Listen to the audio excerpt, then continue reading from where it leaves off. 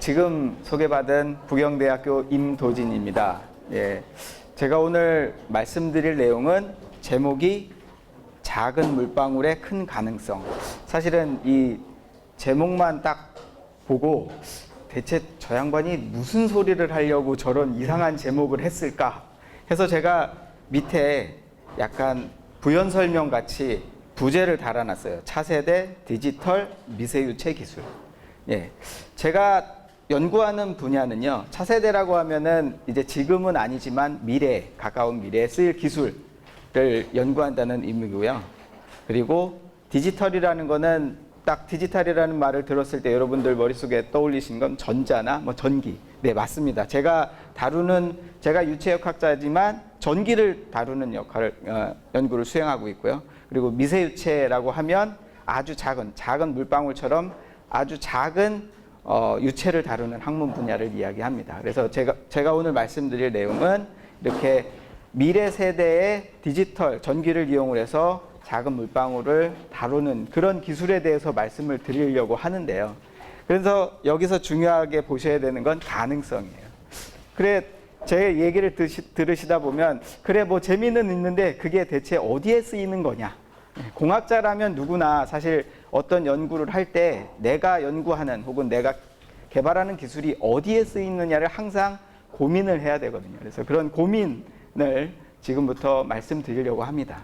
그래서 오늘 강연은 일단 여기 계신 대부분 분들이 미세유체가 대체 뭐야? 그러실 것 같아요. 혹시 이 중에서 미세유체라는 단어를 지금까지 오늘 말고 들어보신 적이 있으신 분? 없으시죠? 들어봤어요? 들어는 봤어. 아, 네.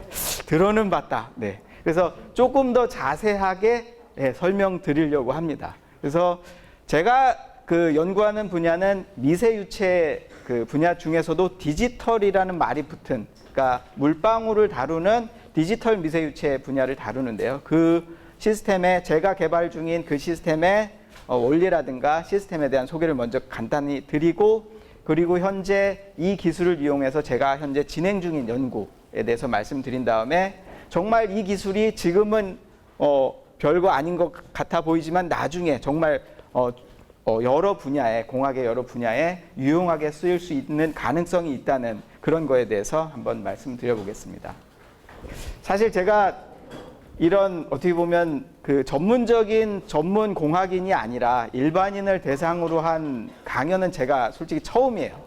그래서 사실 이런 강연에서 가장 중요한 건 여기 계신 분들의 관심을 일단 끌어야 돼. 왜냐하면 사실 공학이나 과학이라고 하면 어렵다라는 선입관이 많아요. 그래서 제가 고민 끝에 그러면 어떤 이야기로 시작을 하면 여기 계신 분들의 관심을 일단 끌을 수 있을까라고 했을 때 제가 떠올린 게 영화 스타워즈였습니다. 사실 여기 계신 분들 적어도 금요일에 과학터치라는 이 프로그램은 과학이나 공학에 관심 있는 분들이 오는 자리잖아요. 그러면 이 중에서 혹시 스타워즈라는 영화 혹은 애니메이션을 모르시는 분 없으시죠? 네, 다 알아요. 스타워즈. 그래서 사실은 이 스타워즈라는 영화가 제가 정말 여기 있는 아주 어린 학생들 때 나왔고 굉장히 제 일생에 있어서 가장 감명 깊게 본 영화 중에 하나였는데, 제가 대학원을 다니는 지금으로부터 무려 20년 전에 이 에피소드 1, 스타워즈 에피소드 1, 사실은 스타워즈는 에피소드 1이 처음이 아니죠. 4가, 맞아요.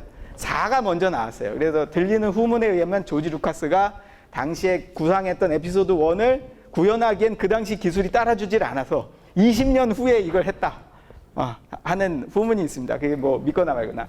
그래서 여기에 보시면 죄송합니다. 여기 보시면 요 꼬맹이가 누구냐면 바로 아나킨 스카이워커. 나중에 누가 되죠? 네, 맞아요. 다스베이더. 시커먼 마스크를 쓴 악당의 부두목이 되죠.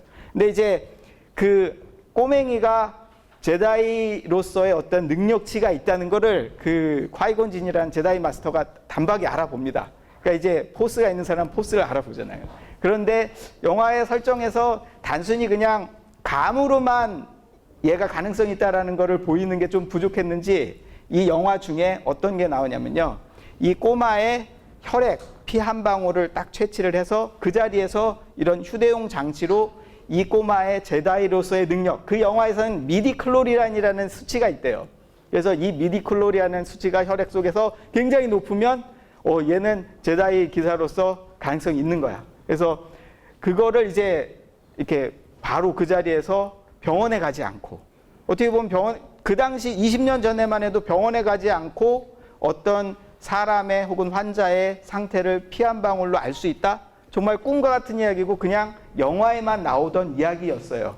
근데 그게 영화에만 나오는 이야기가 아니죠, 더 이상. 멀리 갈 것도 없습니다.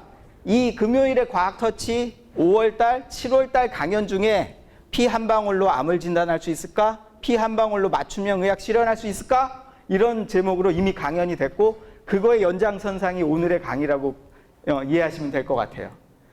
그것뿐만 아니라 요즘에는요, 심심치 않게 뉴스나 아니면 심지어 작년에 이제 SBS 텔레비전에서도 어떤 내용이 나왔냐면, 피 한 방울로 우리가 치매를 사전에 예방할 수 있다, 예측할 수 있다 하는 게 나옵니다. 근데 비용이 지금은 MRI 이런 거 찍으면 100만 원이 넘어가는데 겨우 3만 원으로.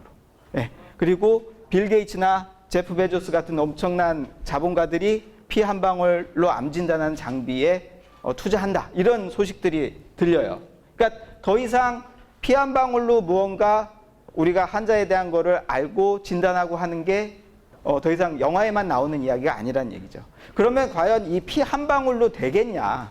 너무 작잖아요. 사실 피 한 방울이라고 하면은 보통은 이제 15에서 한 30 마이크로리터, 밀리리터도 아닙니다. 밀리리터의 1000분의 1이요. 굉장히 작은 양인데, 이 피 한 방울에 과연 얼마나 많은 세포가 들어있냐? 제법 많이 들어있어요. 생각보다.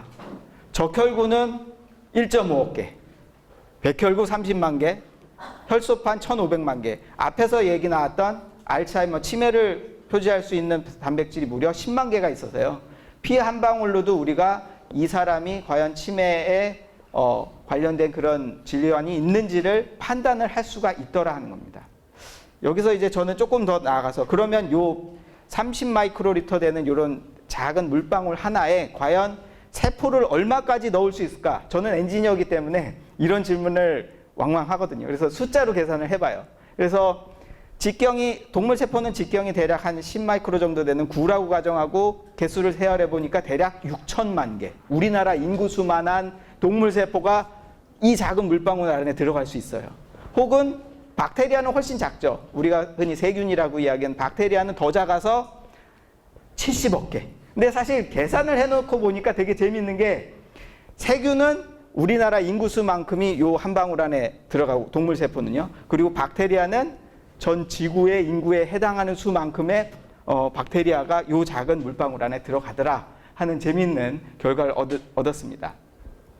이렇게 제가 연구하는 건 이렇게 작은 물방울 같이 극미량의 이런 유체를 다루어서 무언가 유용한 걸 하는 거를 이제 미세 유체역학이라고 하는데요. 그래서 영어로는 마이크로 플루이딕스라고 부릅니다. 마이크로는 작은, 플루이딕스는 이제 유체역학. 그래서 사실은 마이크로 플루이딕스라는 거는요, 이렇게 실험실 같은 데 가보면 거의 이 방을 꽉 채울 만큼 많은 이런 실험대와 실험 장비와 그리고 엄청나게 많은 시약들이 사용이 돼요.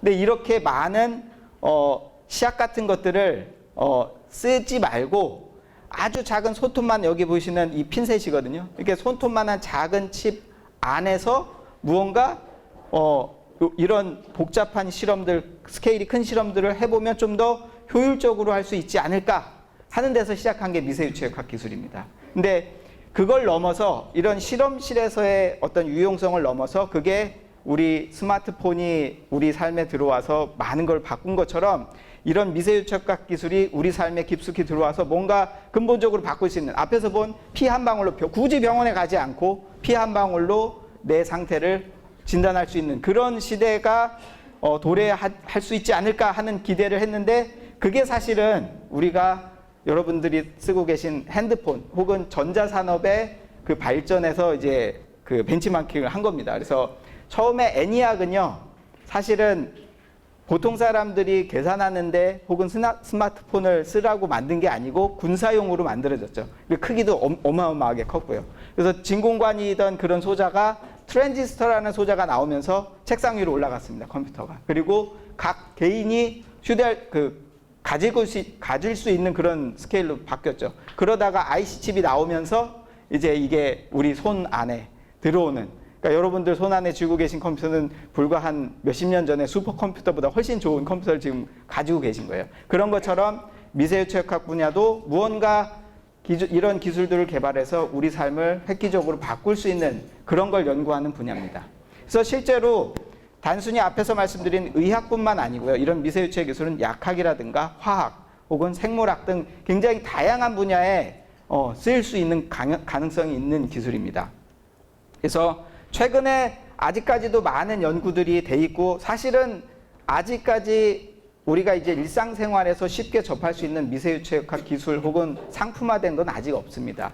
그래서 그거를 이제 향해서 가고는 있는데 아직은 이제 그 연구실 단계에 있고요. 그나마 최근에 우리 삶에 조금 더 밀접하게 가까이 와 있는 것 중에 하나가 바로 이거예요. 휴먼 오너칩 혹은 올간 오너칩이라는 건데, 이게 뒤에서도 조금 더 자세하게 말씀드리겠습니다만 일종의 사람의 아바타예요. 사람을 대상으로 실험을 할 수는 없잖아요. 너무 위험하니까. 그러니까 사람한테서 떼어낸 세포의 일부를 가지고서 일종의 사람처럼 그래서 휴먼 오너칩이거든요. 아주 작은 칩에 사람의 세포를 잘 배열을 해서 세포들 사이의 관계라든가 약물의 효과라든가 이런 거를 테스트할 수 있는 테스트 베드로 활용할 수 있는 기술로 지금 개발이 진행 중에 있습니다.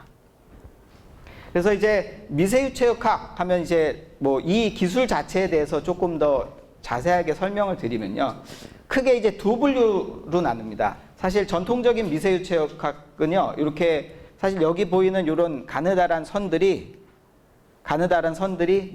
여러분들 머리카락보다 더 가는 그런 그 관들이에요. 그래서 이렇게 아주 미세한 관들의 유체들을 흘려서 여러 가지 복잡한 공정을 테스트하거나 하는 기술이 바로 연속 미세유체역학이라고 합니다. 그래서 주로 이 유체를 보낼 때 압력이나 전기를 쓰는데, 이거를 실험을 하다가 보면요. 이게 너무 가느니까 맹물은 괜찮아요. 이 관을 막을 수 있는 그런 게 없으니까. 그런데 앞에서처럼 피를 가지고 이 실험을 하면 바로 막힙니다.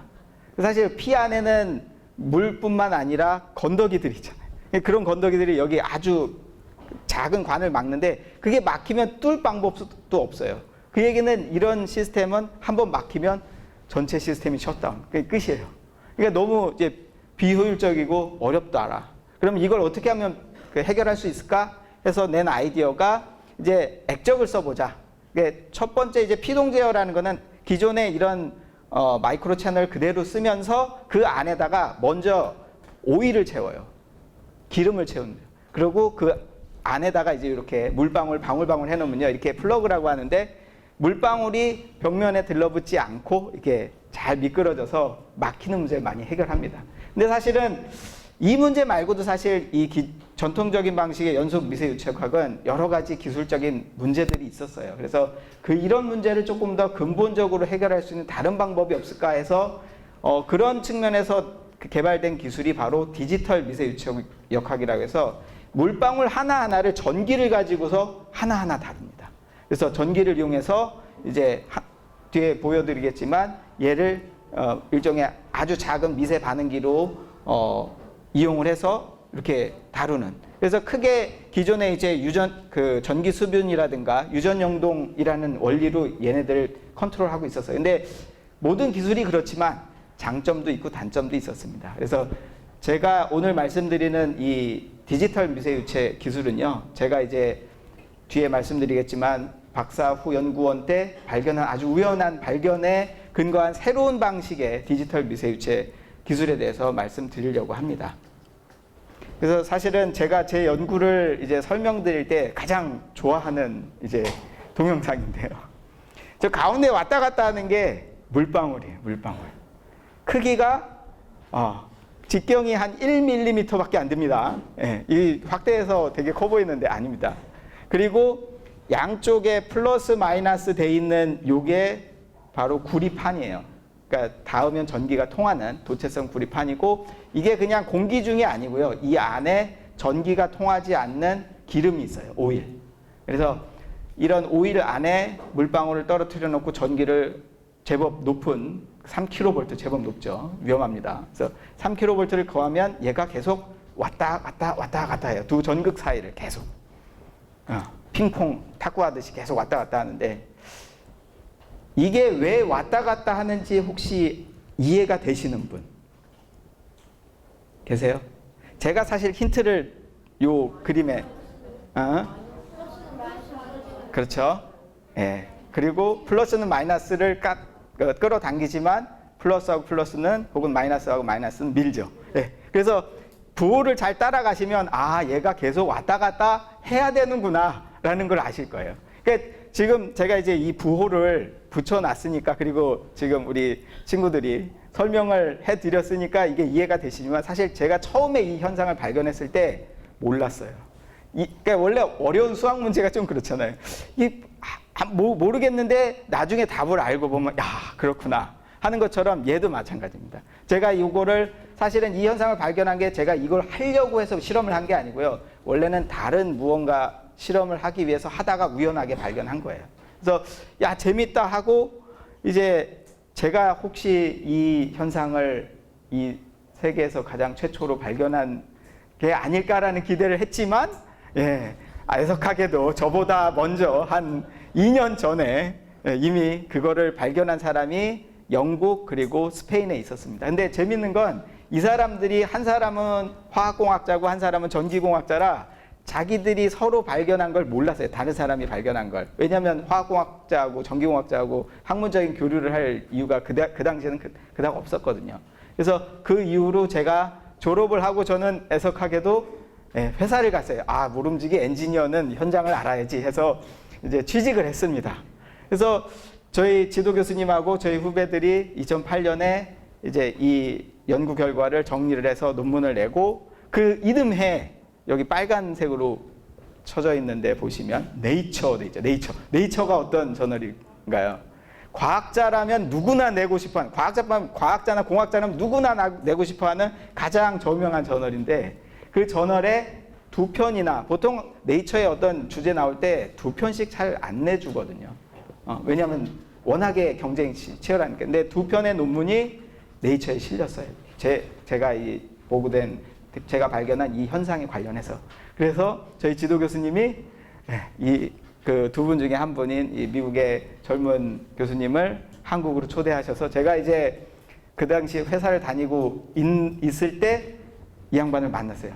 제가 이제 학교로 가서. 그래서 바로 이듬해 회사를 그만두고 다시 학교로 돌아와서 연구를 해서, 어떻게 보면 이 두 양반 덕분에 제가 여기 서 있는 겁니다. 그래서 그런 히스토리가 있습니다. 그래서 그 이후로는 전 세계 많은 연구자들이 이 현상 자체에 대해서 계속 연구를 하고 있어요. 그러니까 사실은 이게 이 현상 자체가 제대로 보고된 지가 얼마 안 된 거예요.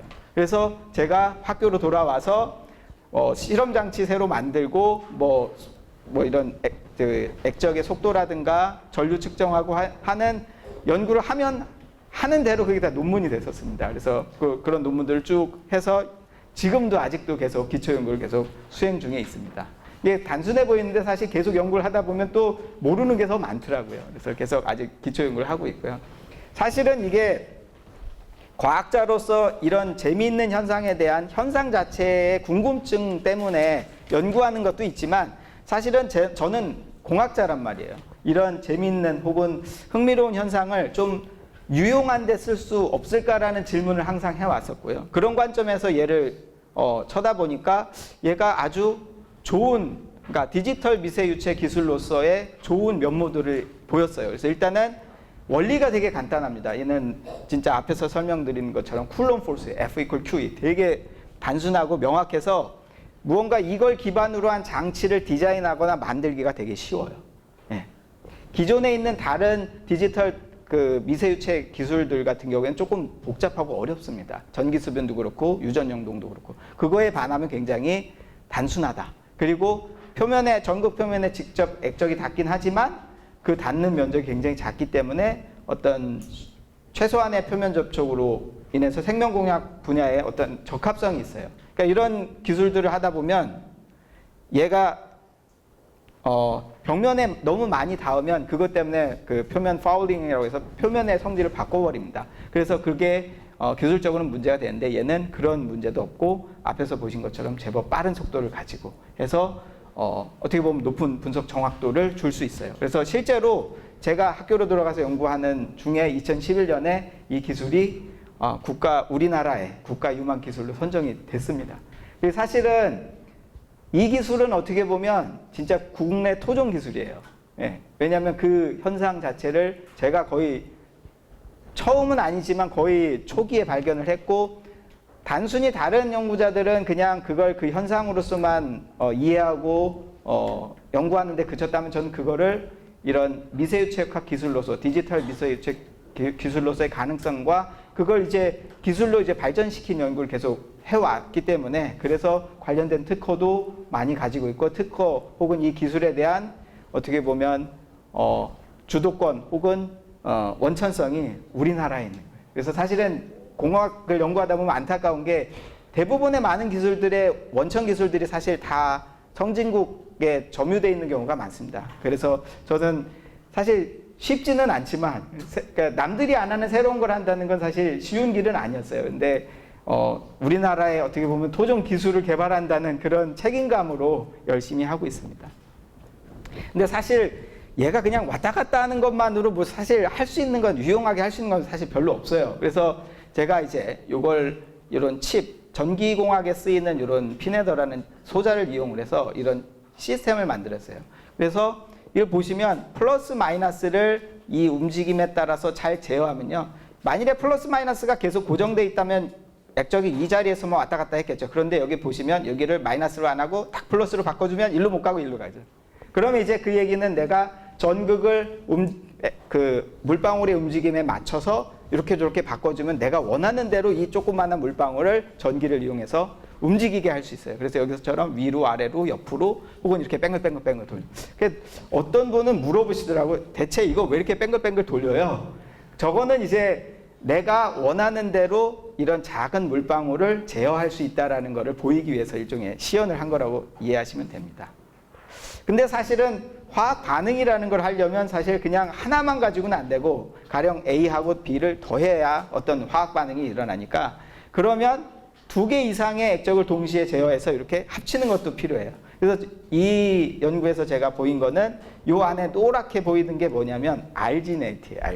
알지네이트는 여러분이 아시는 그 미역 같은 그 해조류에 많이 있는 일종의 그 알긴산이거든요. 그래서 이 녀석들을 어디에 쓸 수 있냐면 세포의 집 같은 걸로 쓸 수 있어요. 내가 만일 이런 액적을 세포를 기르는 반응, 세포 반응기라고 한다면 세포들이 살 수 있는 집 같은 게 필요할 경우가 있잖아요. 그런 경우에 이렇게 집으로서 그런 것들을 제공해 줄 수 있다라는 거를 이런 실험을 통해서 보였습니다.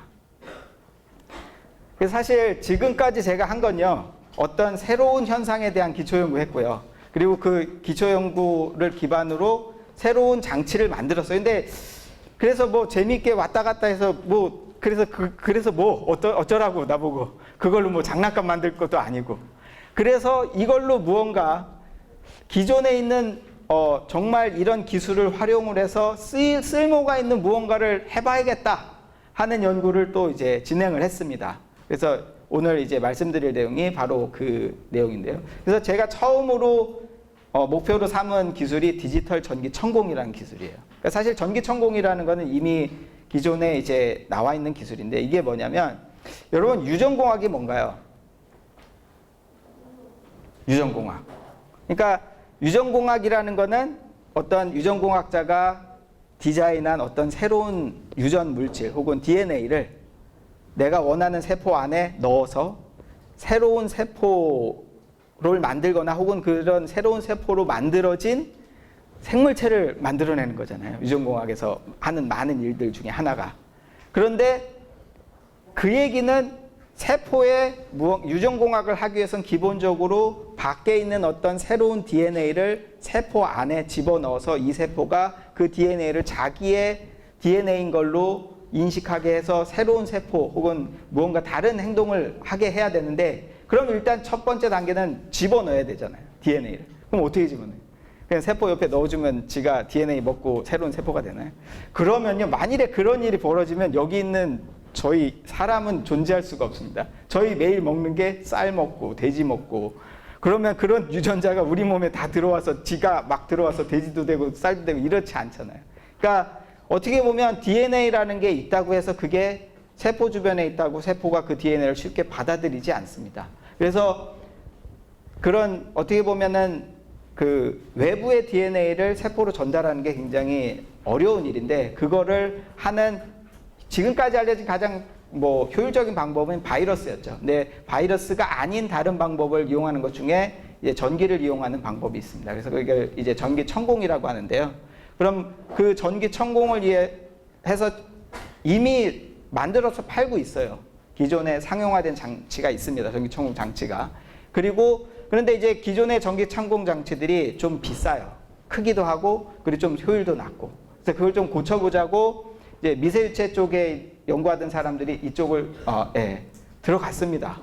그래서 이제 얻은 결론은 요게 그래프에서 Y축이 이제 세포가 얼마나 잘 사느냐, X축이 얼마나 많이 잘 전달하느냐. 그 얘기는 가장 좋은 전기천공이라는 거는 잘 전달하면서도 많이 살릴 수 있는, 그러니까 이쪽이 가장 좋은 방향인데, 어떤 전기천공 시스템의 스케일을 아주 작게 만들면 굉장히 효율적이더라. 근데 사실 작은 스케일을 만들어서 전기천공을 한다는 게 그렇게 쉽진 않거든요. 왜냐하면 그러려면 작은 스케일의 유체를 다룰 수 있는 기술이 있어야 되니까요. 그래서 제가 그 기술을 이용을 해서 저의 이 디지털 전기용동 기술을 이용해서 요 전기천공에 도전을 한번 해봤습니다. 그래서 그러면 이제 대상 세포를 골라야 되는데, 사실 동물 세포는 사실 어렵습니다. 실험하기도 어렵고요. 돈도 많이 들어요. 네, 그래서 제가 먼저 이제 주목을 했던 거는 미세조류였어요. 미세조류는 단세포 식물세포입니다. 그래서 이런 녀석들이 요즘에 이제 많은 사람들이 관심을 갖는 이유가, 어떻게 보면 미세조류는 식물세포니까 CO2를 먹이로 해요. 그러니까 빛하고 CO2만 있으면 그거 가지고 우리 인간한테 필요한 기름이라든가 아니면 단백질이라든가 카보하이드레이트, 탄수화물을 만들어내는 녀석, 일종의 바이오 팩토리 역할을 할 수 있는 녀석이다. 근데 이제 자연 중에 나와 있는 미세조류를 이용하면 되지 않을까 한데, 사실 자연에 있는 미세조류는 인간이 활용하기 좋으라고 나온 애들이 아니잖아요. 지들이 살려고 이렇게 자연적으로 나온 거니까. 그래서 사람이 목적하는 바에 맞도록 개량을 할 필요가 있어요. 근데 이제 그런 개량이 쉽지 않아서 제가 이 부분에 한번 도전을 해봤습니다. 실제로 이게 투명하게 보였던 조그만 거에 DNA가 들어있었고, 요 초록색으로 보이는 거에 그 미세조류 세포가 수십만 개 들어있습니다. 그래서 여기다가 해서 전기를 가했어요. 그럼 이제 이렇게 기포가 뽕 나오고, 끝나면 이제 여기에 이제 주사기가 달려 있어서 이렇게 쭉 뽑아서 그 실험된 샘플 다시 보실까요? 이게 이제 DNA가 들어있고, 미세조류 들어있고, 거기서 이렇게 믹싱을 하고 잘 섞어야 됩니다. 섞은 다음에 이제 이런 모든 과정들이 이제 전기를 제어를 해서 이렇게 얘네들의 움직임을 내가 제어를 한 거죠. 그래서 한 다음에는 이렇게 쏙. 그래서 연구를 해보니까 전압을 높이고 혹은 많이 가해주고 오래 가해주고 하면 거기에 비례해서 이 초록색으로 된 게 얼마만큼 많이 유전 물질들이 잘 전달됐느냐 하는 걸 나타내는 건데요. 중요한 건 이게 된다가 중요한 게 아니라 기존의 거보다 좋아야 될 거 아니에요. 뭔가 이제 잘 효율이 좋다면 작게 만들면. 그래서 비교를 해봤습니다. 여기서 벌크라고 한 게 이제 상용화된 장치로 실험을 한 거예요. 근데 다행스럽게도 상용화된 장치 대비 대략 한 10배. 운이 좋았죠. 그래서 확실히 이게 작게 한 이 시스템이 효율이 좋구나 하는 걸 보였었습니다. 근데 이제 실험을 하다 보면 이게 한두 방울 가지고 불충분한 경우가 있어요. 굉장히 많은 수의 세포를 실험을 해야 되는 경우가 있는데, 그래서 제가 고안해낸 건, 제가 이제 화학공학자니까 연속 프로세스를 만들어 버렸습니다. 그래서 지속적으로 계속 어떻게 보면 물방울이 계속 두 전극 사이에서 생기고 전기천공되고 또 계속 올라가고, 그러니까 이렇게 해서 하면요, 생산성이 어느 정도까지 올라가냐면 15분에 10억 개. 저게 많은 거야? 15분에 10억 개가? 근데 제가 이제 말씀을 드리면, 상용화된 장비로 보통 이 실험 한번 하면요, 한 번 실험할 때 보통은 수십만 개 혹은 아무리 높게 잡아도 100만 개예요. 한 번 실험할 때. 그러면 10억 개의 세포를 전기천공 실험하려면 몇 번의 실험을 해야 될까요? 간단한 몇 번 해야 돼요? 1000번. 1000번. 그죠? 네. 100만 개는 10억 개. 네. 1000번의 실험을 해야 됩니다. 네. 그래서 1000번의 실험을, 근데 실험 한 번 하는데 대략 아무리 짧게 잡아도 5분에서 10분 걸려요. 그럼 그 1000번의 실험을 하는데 며칠이 걸립니다. 그러니까 며칠이 걸리는 게 중요한 게 아니라 그냥 동물 세포 같은 경우에는요, 보통은 이제 항온동물 세포 같은 경우는 37도라는 그 온도를 벗어나면 굉장히 세포에 안 좋은 영향을 미치기 때문에 실험하는 그 시간을 최소한으로 해야 돼. 밖에서 이제 37도가 아닌 환경에 노출되는 걸 최소화했는데 이게 며칠 걸리면 이건 문제가 되잖아요. 그죠? 그래서 그런 것들을 아주 짧은 시간에 할 수 있는 그런 이제 또 이제 관련된 발명을 했고, 실제 엊그저께 이제 미국 특허 출원을 한 상태입니다. 이거는. 그리고 이 기술이 또 재밌는 것 중에 하나는, 사실 전기천공이 되려면요, 여기 보이시는 것처럼 플러스하고 마이너스가 서로 연결이 돼서 요 연결된 사이로 전류가 직접 통해야 돼요. 전류가 통해서 실제로 이렇게 아까 동영상에서 보시면 전기분해 때문에 기포도 생기고 하거든요. 그런데 아까 이제 이 물방울이 왔다 갔다 했잖아요. 그럼 왔다 갔다 하는 동안에는 혹시 전류가 흐르지 않을까라는 생각을 하실 수 있을 텐데 실제로 전류가 흘러요. 근데 전류에 흐르는 양은 이거의 100만 분의 1. 이게 밀리암페어 수준이면 얘는 나노암페어. 나노는 10의 마이너스 9승이죠. 그래서 굉장히 극미량의 전류가 흐릅니다. 어쨌든 전류가 흐르고 전기장이 계속 바뀌어서 혹시 이걸 잘만 활용하면 굳이 이렇게 번거롭게 안 하고 전기천공을 할 수 있지 않을까? 해봤어요. 됩니다. 됐어요. 근데 이제 재밌는 거는 이게 다 되는 게 아니고요. 가령 이제 500볼트에서는 아무리 한 1분, 10분, 1시간, 4시간 아무리 해도 별 효과가 없었어요. 그런데 얘를 800볼트로 올리니까 시간에 비례해서 들어갔어요. 그 얘기는 뭐냐면 이런 전기천공이라는 기능을 내가 단순히 전압을 올리고 낮춤으로써 쉽게 조절이 가능하죠. 내가 번거로운 프로세스를 건너뛰고. 그래서 이게 또 이 기술이 가진 하나의 또 가능성이었습니다. 그래서 이게 뭐 재미는 있는데 그게 얼마나 유용해요라는 생각을 하실 거예요. 그래서 이거를 했을 때 좋은 점은 어떤 생물 실험을 이렇게 칩 위에서 혹시 우리가 자동화가 가능하다면 사람 손을 타지 않고 모든 과정을 자동화할 수 있다는 그 가능성이 확 커집니다. 그게 가능하다라고 합니다. 실제로 제가 이제 실험을 하고 그거를 하루 동안 요 통째로 이 칩제로 인큐베이션을 해서 그게 잘 된다는 거를 시연을 했습니다. 그래서 이 얘기는 나중에 더 자세히 말씀드리겠습니다. 이 기술을 세포를 자동으로 관리하고 개발하는데 굉장히 활용할 가능성이 높다. 그래서 사실은 여기까지 제가 말씀을 드리면 생물 하시는 분들이 조금 보수적이시거든요. 그래서 당신 연구가 참 재밌고 흥미롭기는 한데 그냥 난 내 쓰던 거 그냥 쓸래요.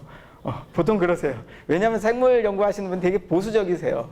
근데 어떻게 보면은 보수적이어야 해요. 왜냐하면 생명체를 다루는 직업이니까.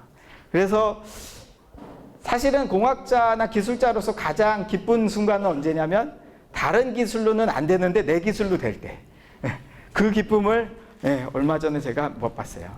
생명공학 연구원에 계신 분이 그 극지에 사는 클로렐란이 얼마나 독해요. 그러니까 이게 잘 안 되거든요. 그 세포벽도 두껍고. 그래서 안 된다고 이렇게 하셔서 그러면 제 시스템에서 한번 해보시죠. 해서 되는 걸 확인했습니다. 그래서 이게 효율이 높기는 높구나. 이거 잘하면 잘 팔리겠다.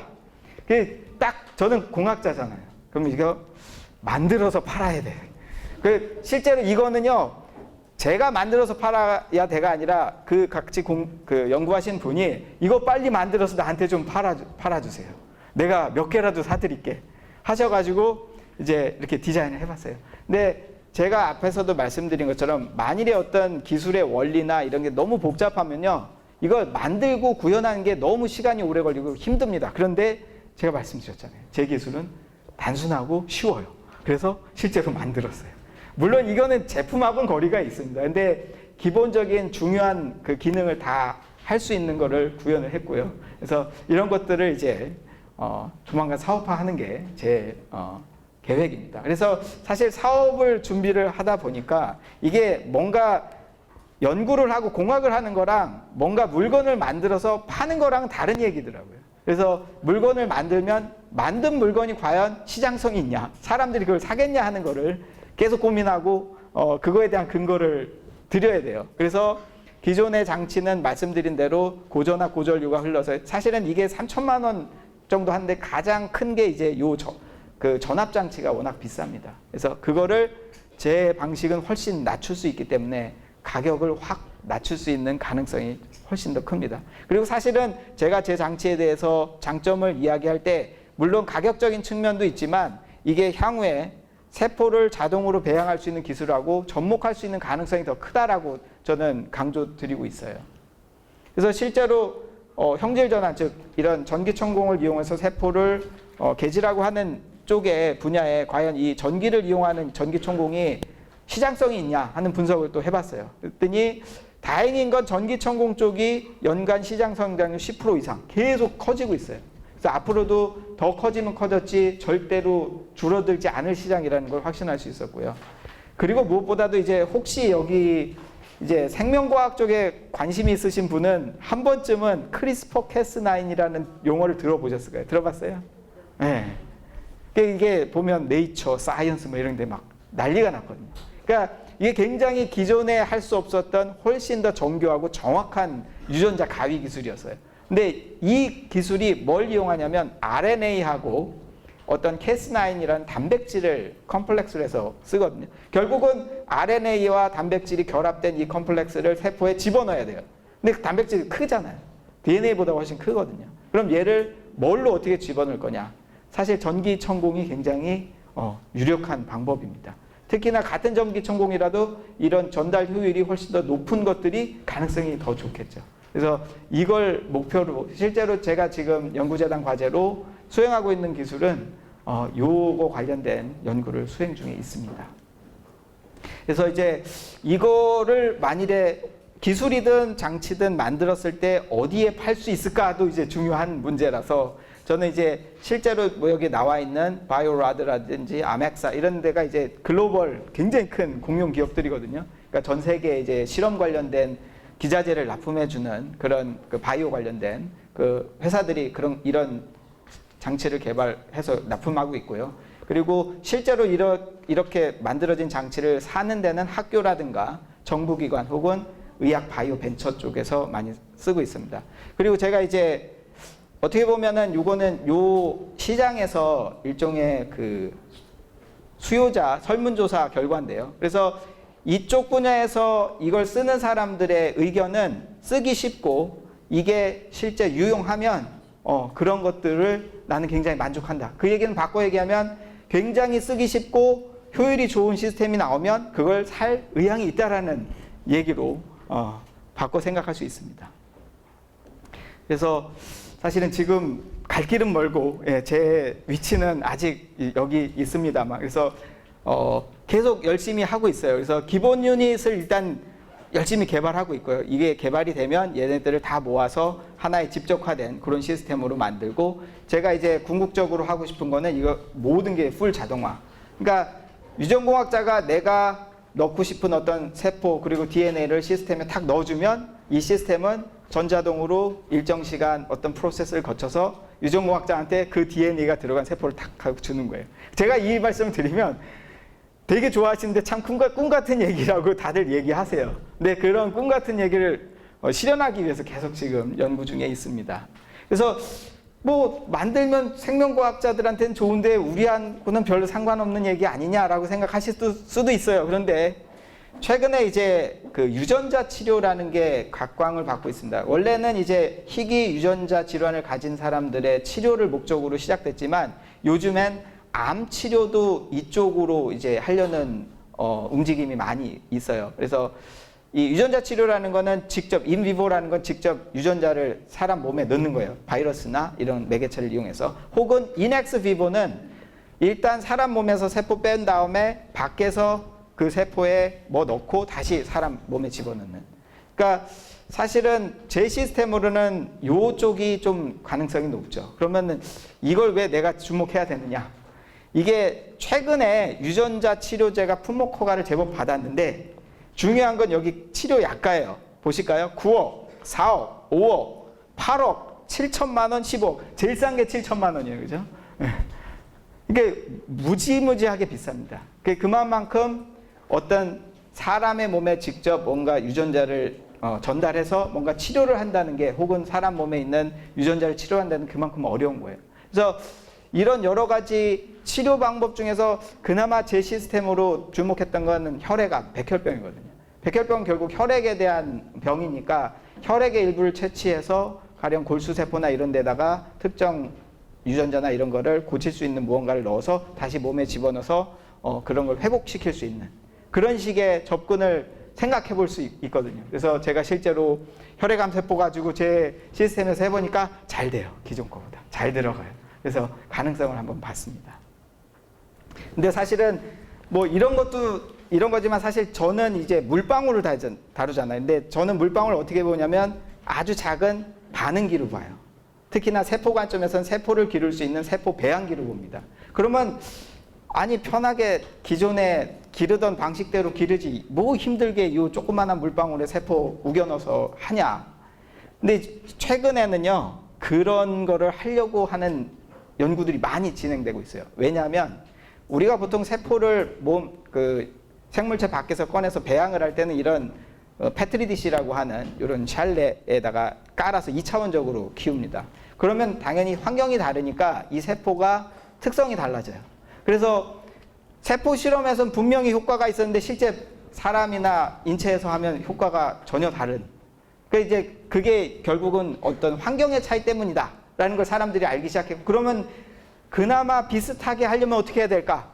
한 방법이 뭐냐면 이런 물방울 안에다가 세포들을 기르면요, 얘네들의 중력에 의해서 아래로 뭉치면서 일종의 덩어리를 만듭니다. 세포 덩어리. 그럼 얘가 일종의 세포 응집체가 되는데 그걸 이제 오가노이드라고 불러요. 그래서 이런 오가노이드를 이용한 뭔가 기존의 세포 실험 혹은 동물 실험을 대체할 수 있는 그런 연구들이 진행되고 있고요. 여기서 제가 이제 이거 하면서 최근에 안 거는 영국의 생어 연구소라는 동물 실험실이 있대요. 이게 전 세계적으로 가장 저명하고 오래되고 유명한. 그러니까 뭔가 이제 약 관련해서 동물 실험 하려면 여기를 꼭 해야 된다고 하더라고요. 그런데 여기에서 2022년에 이제 3년 후에 문 닫는데 이제 동물 실험은 더 이상 안 한대. 이게 물론 여러 가지 이유가 있을 겁니다. 이 폐쇄 결정을 한 데는. 그런데 제 생각에는요, 단순히 윤리적인 이유만으로 이 사람들이 몇십 년에 걸친 그런 권위나 그런 것들을 포기했을 것 같지가 않아요. 근데 이런 폐쇄 결정을 한 데 굉장히 큰 영향을 줬던 것 중에 하나가 저는 이제 오가노이드의 기술적인 가능성을 본 게 아닐까라고 저는 생각하고 있습니다. 그래서 이 오가노이드가 뭐 저게 재밌긴 한데 저게 얼마나 쓸모 있을까? 반신반의하실 거예요. 그래서 저도 사실은 반신반의했거든요. 근데 작년에 어떤 셀이라고 하면 사이언스 네이처가 함께 3대 가장 내고 싶어하는 저널이죠. 셀에 어떤 내용이 나왔냐면요, 암 환자, 이게 유방암 환자였는데, 유방암 환자에 보통 이제 우리가 암 환자한테 어떤 치료를 할 때는 사실 암이라는 게 사람마다 다 다르고 또 같은 사람에 대해서도 이제 기간별로 듣는 효과가 있는 치료 방법이 다 달라요. 이게 계속 시간에 따라 계속 변하거든요. 그러면 얘를 어떤 암이라는 게 있는 환자가 있을 때 이 사람에 대해서 어떻게 치료할까? 어떤 치료 방법이 가장 그 사람한테 적합할까? 어떻게 해야 되죠? 이제 조금 경력이 많으시고 소위 이제 명의라시는 분들은 본인의 오랜 경험에 비추어서 이런 패턴의 환자는 이런 치료법이 보통 효과가 있었다 해서 이제 혹은 이제 여러 가지 이제 그 환자에 관련된 정보를 바탕으로 판단을 해서 치료법을 정하죠. 근데 의사는 신이 아니거든요. 틀릴 수도 있어요.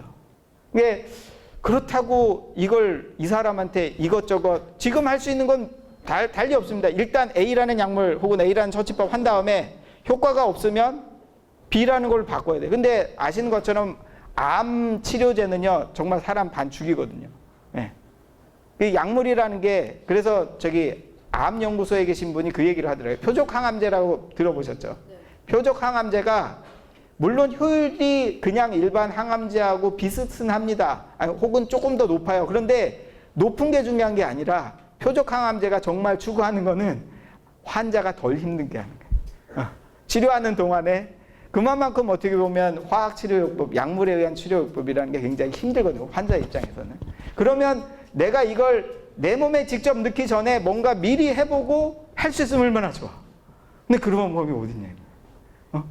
암이라는 건 다른 사람이 했던 실험 결과 가지고 할 수가 없어요. 왜냐하면 다 다르니까. 가장 좋은 건 지금 있는 내 암세포 갖고 내 암세포의 상태를 직접 가지고 실험하는 거예요. 그걸 한 거예요, 이 사람들이. 어떻게? 암세포, 우리가 이제 암 그거 하면 조직 검사하려고 떼어내잖아요. 그 떼어낸 좀 조직을 여러 개로 나눈 다음에 이런 오가노이드를 만들어서 길렀어요. 그리고서 A약물, B약물, C약물 여러 처치 방법을 한 다음에 가장 효과가 좋은 그 처치 방법을 이 환자한테 해서 좋은 예후를 얻어서 이 셀이 나온 거죠. 그러니까 어떻게 보면 이게 바로 개인 맞춤형 치료. 그런데 굉장히 돈이 많이 들었을 거예요. 왜냐하면 이런 세포를 기르고 관리하고 하는 건 아직까지는 다 사람이 해야 돼요. 그것도 굉장히 숙련된 전문가가. 생물 실험 아무나 못 하거든요. 굉장히 10년, 20년 이상 고도로 숙련된 사람이 해도 실수가 나오는 실험이라 워낙에 변인이 많고요. 그래서 그런 실험들을 아직은 다 사람이 해야 되니까 많은 시간과 노력과 비용이 듭니다. 근데 그거를 만일에 제가 개발하고 있는 이런 자동화된 시스템에서 얘를 넣어주면 자동으로 나뉘어서 쭉 오가노이드 만들고 여러 가지에서 어떻게 되는지를 일정 기간 후에 쉽게 확인할 수 있는 자동화 세포 관리나 그런 시스템이 개발이 되면 이런 거에 대한 거에서도 아주 좋은 결과를 얻을 수 있겠죠. 그래서 그리고 사실 제가 공학자로서 가진 어떻게 보면 궁극의 목표 정말 하고 싶은 건요 이거예요. 오간 프린팅. 사실 오간이라는 거는 아주 작은 오가노이드들 앞에서 보여드린 조그만 그 물방울에 들어있는 오가노이드들을 다 모으면 그게 일종의 기관, 오간이 되는 거거든요. 그래서 이런 오간 프린팅 기술이 물방울의 세포들을 모아서 하나의 오간으로 만드는 기술들이 지금 진행되고 있는데 제 기술 역시 이런 분야에 기여할 수 있을 거라고 봅니다. 그리고 그거 이외에도 앞서 말씀드린 것처럼 이 미세유체학 기술은 쓰이는 데가 다양해요. 제가 상상하지 못하는 또 어떤 분야에 유용하게 제 기술이 쓰일 수 있을지 저도 잘 모르겠습니다. 어쨌든 그런 희망을 갖고 오늘도 열심히 이 연구를 수행하고 있습니다. 감사합니다.